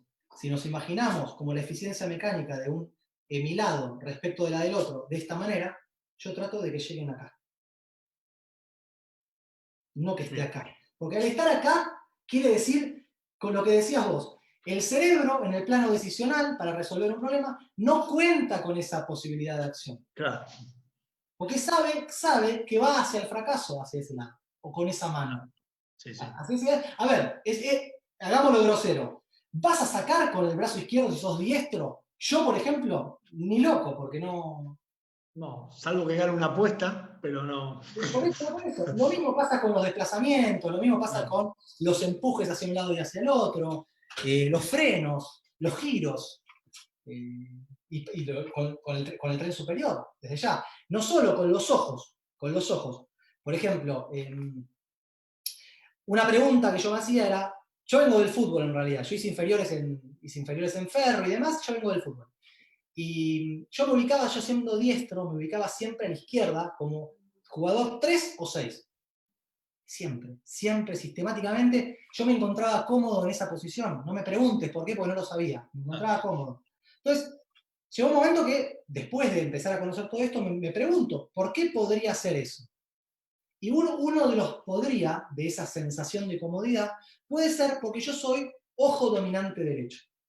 Entonces, posicionado a la izquierda de la cancha, yo tengo una percepción visual más aguda con ese ojo dominante. Y el ojo izquierdo capta más en el campo visual lo que tiene que ver con la tribuna, la línea de afuera y demás. Entonces, esa podría ser una información de comodidad que me lleva al cerebro para ubicarme en un lado u otro. ¿Podría ser eso? Sí, podría ser eso. Por ejemplo. Mirá.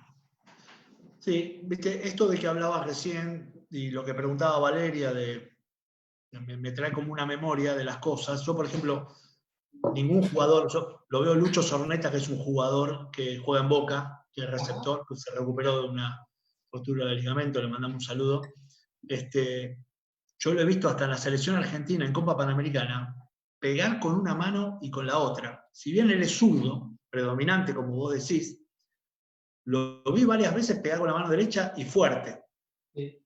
Y pasa, me pego a alguna jugadora, yo tengo a una, a la Chuchu, que a veces la pelota le queda pasada, sin ser zurda, obviamente, ¿no? Pero hay varios que lo hacen también, que lo veo, que le queda la pelota y atacan con seguridad, como que hay un movimiento que está registrado. ¿Entendés? Si bien son derechos, tienen como un movimiento registrado, como que, me vino acá, ¿viste? Está bueno eso que decís de un movimiento registrado. Hay una ruta neuronal, Claro, eso. Bueno, vos lo especificás mejor, seguro, pero yo te lo explico así. Es eso. Hay una ruta neuronal que está transitada, está reforzada y tiene un grado de eficiencia determinado que le permite animarse a llevarlo a cabo. Claro. Llevarlo a cabo se refuerza. Acá también en Francia tuvimos un jugador llamado Baptiste Scheller, lo mismo, atacaba con las dos manos. Y jugó beach volley, se había lastimado el hombro derecho y lo tenías en la pretemporada atacando con la mano izquierda y atacaba fuerte. Fuerte. Pero son las excepciones.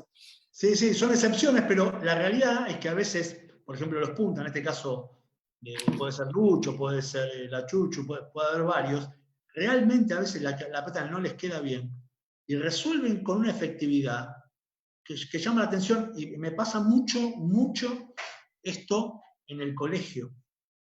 Cuando los chicos, yo te decía que el otro día miraba el mini vóley de Francia, cómo ejecutaban la lateralidad, esto que hablabas vos también, y me pasa mucho cómo los chicos lo resuelven de una forma con la lateral izquierda a la derecha, y 11, 12 años, tanta experiencia no tienen.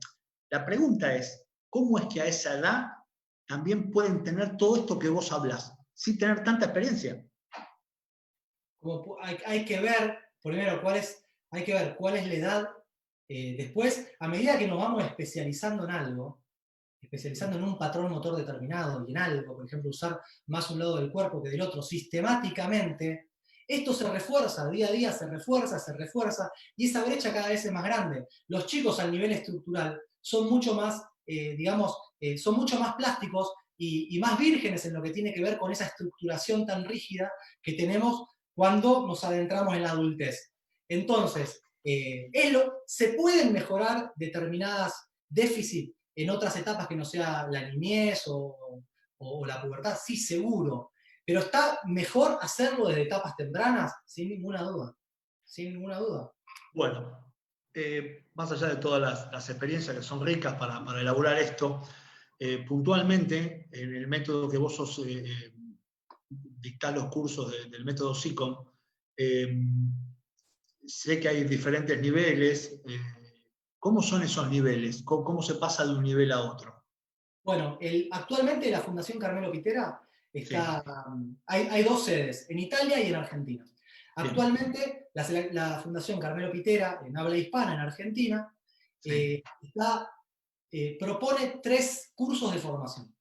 Hay uno que se llama, que es el que actualmente estoy disertando yo, que inició hace una clase, que fue la clase introductoria y que actualmente se pueden anotar, se llama Curso de Extensión Universitaria SICOM.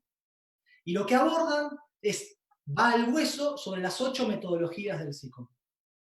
Y lo pone en contacto con distintas áreas de incumbencia, para el profe que está en el colegio, para aquel entrenador de mini, o para, por ejemplo, alguno que está en contacto con adultos o con adultos mayores. Pero la base es el desarrollo de la motricidad, siempre a través del cognitivo, por medio de estas metodologías. Esa es una. Que esto dura 3 meses, ese curso. Dura 3 meses. Hay otros 2 cursos que no son cursos, son diplomaturas. La diplomatura en neurociencia del deporte aplicada al entrenamiento cognitivo-motor, que esa dura 7 meses. Y que esa dura 7 meses con una cursada de 2 veces semanales, donde ahí tenés una serie de materias, son 8 materias, que tenés, por ejemplo, neurofisiología, biomecánica, entrenamiento cognitivo-motor, sistema educativo SICOM, psicología, didáctica, es más, desde el punto de vista académico, más educativo, da puntaje docente, y esa es la diplomatura. Y la otra es en adultos mayores. Que es también ¿Cómo es eso? En adultos mayores, por ejemplo, te hago una pregunta, sí. Porque me interesa que la gente sepa los objetivos de cada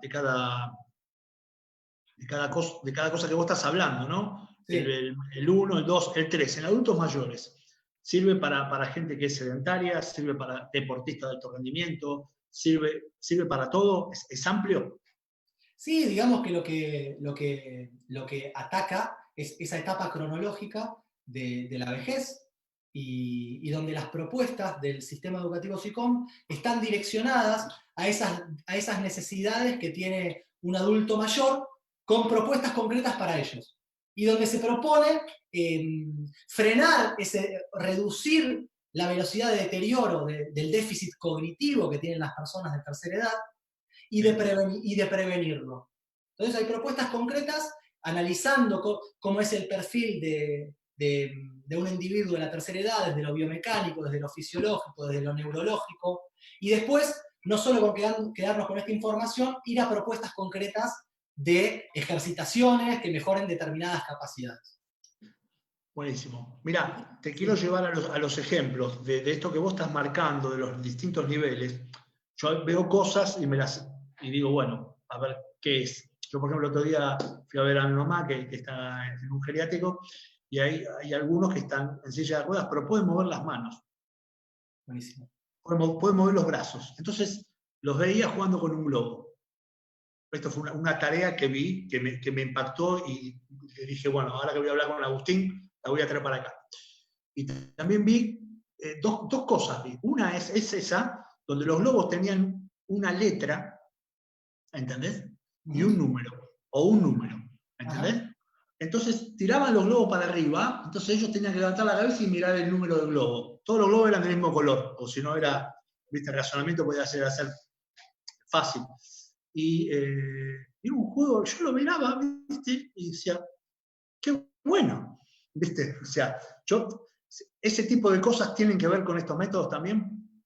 Algunas cosas, sí, digámoslo así, a ver, la similitud en este caso es que vos estabas con una persona de la tercera edad que presentaba disponibilidad, por ejemplo, en el tren superior. Entonces, claro, utilizabas esa disponibilidad y a partir de eso que podía hacer, construiste una propuesta para desarrollar determinada capacidad. Entonces, eso es un punto de partida, identificar claro, qué tiene para a través de eso generar, desde nuestra postura es, a través de eso que tiene, desde el punto de vista motor, por ejemplo, generar impacto en las funciones ejecutivas. Por ejemplo, si puede mover el tren superior, un ejemplo con la tercera edad podría ser agarrar ese globo y mover ese globo, ponerle hacia adelante y hacia atrás. Después mover ese globo hacia arriba y hacia abajo, y después mover ese globo de un lado hacia el otro. Y no solo esto, si él puede hacer esos patrones o ella, codificarlos en la memoria. ¿Cómo lo codificas? Con un lenguaje determinado. Por ejemplo, el numérico, 1, 2 o 3. Claro. Entonces a él le decís 1, 2, 3, y él va haciendo lo correspondiente. O le mostrás con los números de la mano. Y ese que se lo mostrás no sos vos. Es por ahí un compañero de ese geriátrico, claro, que es un señalizador. Sí. Y después cambian. Y no solo decir 1, 2, puede ser creciente, decreciente. Creciente, si vos tenés 3 números, ¿qué sería? 1, 2, 3. Decreciente, 3, 2, 1. Antes, después, 2 después. Empezás con 3 movimientos simplemente, empezaste a dinamizar todas las funciones cognitivas en recuperar la información de modos distintos. Entonces, eso es un poco, esto de la variabilidad del input cognitivo es esto, usar distintos lenguajes, lo cromático, lo numérico, lo corporal, lo imitativo, para mover el cerebro. Sí. Y mejorar la capacidad de movimiento. Vi eso, me sorprendió y lo hacían bien, y después vi también, llevando al otro extremo, el tema del mini volley, ¿no? Que lo hacían con golpe de manos altas, y había un globo que estaba al costado, hacían golpe de manos altas, agarrándola, no importa en qué proceso estaba, y se tenía que mover hacia la izquierda, y había un globo que iba al aire, y antes de que venga la pelota tenían que mirar el número del globo, o el color, o... Buenísimo. Había. Y lo vi, me sorprendió, y dije, mira, esto lo voy a buenísimo, sí, tiene mucho que ver. Está muy bueno, tiene mucho que ver. Bueno, sí, bueno sí. Agus, estamos hace 1:45, quiero entrar ya en el final. Bueno, todo bárbaro y la gente pregunta y seguramente alguno te va a hacer alguna pregunta después individual, porque seguramente quedan cosas. Es un poco la última pregunta. Primero preguntarte si hay algo que vos quieras cerrar con algo rápido y yo después voy con la pregunta, o preferís que te haga la pregunta. Hacé si querés la pregunta, hacé la pregunta. Bueno, buenísimo. La pregunta tiene que ver con, viste, vos pasaste por Egipto, estás ahora en Francia, pasaste por Yole. ¿Qué le dejás vos a los más jóvenes, ¿no? Es decir, bueno, ¿qué es lo que hiciste vos, no para llegar a donde estás ahora, sino para capacitarte? Y en esto sí tiene que ver la pregunta de qué cosas te influyeron para capacitarte y quiénes te influyeron. Bueno, mi objetivo siempre fue, desde los inicios, ser preparador físico. Y para eso había decidido un camino que era el de, durante 3 años, hice cursos de preparación física, sistemáticamente. Por ejemplo, ¿con quién? Hice en el Instituto ERA, en Centro Europeo de Educación Física, hice después determinados cursos con Mario Mouche, por ejemplo, y un sinfín, sí. Fueron muchos, con un sinfín de disertantes, pero iba por esa esfera, la específica. Hablando con Quique Edelstein, él me dijo, mirá, este objetivo que vos tenés de ser preparador físico de equipo y demás, es un gran salto de calidad empezar el profesorado, Y empecé el profesorado en el Romero Brest, y automáticamente con eso y demás, yo lo que hice fue ponerme en contacto con el, como te dije, el cuerpo técnico de las Panteras en aquel momento, y yo enlentecí mi carrera, los años de carrera los enlentecí, por un lado porque trabajaba, y por otro lado porque decidí invertir en ir sistemáticamente a participar de cada una de las concentraciones que hacían en el Senat, y gracias al lugar que me dio el cuerpo técnico, Lean Lardón, Horacio Bastit, Guille y Edu, estando sistemáticamente con Leandro, toda la semana de preparación, ahí empecé realmente a meterme en el alto rendimiento, a sumar un capital social de tener contactos, a realmente entender por dónde venía la cosa aceleradamente, porque yo lo que aconsejo siempre es ponerte en contacto con gente que sepa más que vos. Eso es algo que yo realmente aconsejo. Y después, que si tenés el deseo de llegar al alto rendimiento, no es de un día al otro, y tenés que invertir en eso. Una forma de invertir es con las capacitaciones sistemáticas. Y otra forma de invertir es en poner una ficha, a ir a estos lugares con alguien que vos consideres que sabe, y que no pensés en que te tienen que pagar. No te tienen que pagar nada. Y no vas a ganar nada en ese periodo, como yo estuve un año y medio ahí, no voy a ganar nada, no gané nada económico, pero gané mucho desde otro aspecto. Que terminó ese ciclo, y mi currículum yo podía poner que había formado parte como asistente de Lean en todo ese capítulo, y aprendí muchísimas cosas de la dinámica del cuerpo técnico, y terminó ese capítulo con que Edu Villaume me ofreció trabajo de preparador físico en la selección de Colombia. Entonces, llegan las cosas, pero hay que estar dispuesto a mantener un foco, a ir hacia allá, y realmente a ponerse en contacto con las personas que, buscar esos mentores, como ya lo dije, fue Carmelo Pitera, Quique Elstein, Lean Nardone, Silvano, ahora, buscarlo sistemáticamente. Y bueno, a mí eso me dio resultado. A mí eso me dio resultado. Ponerle Bueno, mucha pasión, qué sé yo. sí, buenísimo. Bueno, no, quería puntualmente preguntarte esto porque hay veces que uno va cumpliendo años y más allá de lo que sabe, es cómo lo sabe y qué hizo para saber y qué inversión hizo. Y esto es una pregunta que te quería hacer porque quería tanto para los entrenadores de nivel como para los entrenadores, preparadores físicos que están por empezar a hacer algo distinto, ¿no? Y cómo ubicarse, cómo ir a buscar la información, qué cosas, ¿no? Vos marcas mucho el tema de no percibía dinero, pero percibí un conocimiento, percibí otras cosas que me hicieron crecer. Era puntualmente esto. Bueno, hace casi 2 horas que estamos charlando, muy interesante la charla, me voy con la cabeza llena de cosas como siempre, hoy más, impactado. Y entiendo que la gente de la EDVA, no la veo por acá, pero la veo como igual a mí, ¿no? En este aspecto, impactado por todas estas cosas. Me alegro muchísimo. Así que, bueno, espero que te hayas sentido cómodo en la charla. Me encantó. Creo que salió como charlamos un par de veces y salió como lo habíamos pensado. Así que te agradezco y bueno, te comprometo yo creo que todo este tema cognitivo motor, como vos lo presentás, va más, creo que tiene mucho más para hablar y para decir cosas, ¿no? Okay. Más allá de lo que dicen los preparadores físicos, son las cosas que dicen los movimientos y la motricidad, como estás hablando vos, ¿no? El movimiento es el movimiento, la motricidad está acá adentro y en todo el cuerpo. Entonces, creo que va a dar para otra charla y te comprometemos la EDVA para que tengas hablar en otro ciclo y hablamos de vóley. Perfecto. Te agradezco a Agustín por haber estado en esta charla. Así que bueno. Y a toda la EDVA. Muchísimas gracias. Bueno, gente, fue un placer haber estado con Agustín, aprendimos un montón de cosas innovadoras que a lo mejor normalmente no las escuchamos. Y a ver, hoy a las 7, no tengo claro el horario, si es 7 o 7 y media, después creo que es a las 7, vamos a estar con Anderson, un entrenador brasilero que está en el CESI Bauru de Brasil, de la Liga Brasilera, que es un equipo que está actualmente, bueno, se terminó la Liga Brasilera como en toda la Liga del mundo, pero es un entrenador que, bueno, que fue un opuesto muy relevante de la selección brasileña ya por el 2004, 2008, y bueno, hoy es el entrenador de un equipo muy bueno como es el CSI Bauru, que es un equipo protagonista de la Liga Brasileña. Ahí me apunta el turco Marseca, que es a las 7 de la tarde. ¿Está claro? Gracias, Agustín. Gracias, gente de la ALBA, por escucharnos. Nos volvemos a conectar 7 de la tarde. Así que si tienen que hacer preguntas, porque me imagino que la cabeza le debe estado funcionando, se las hacen directamente a Agustín.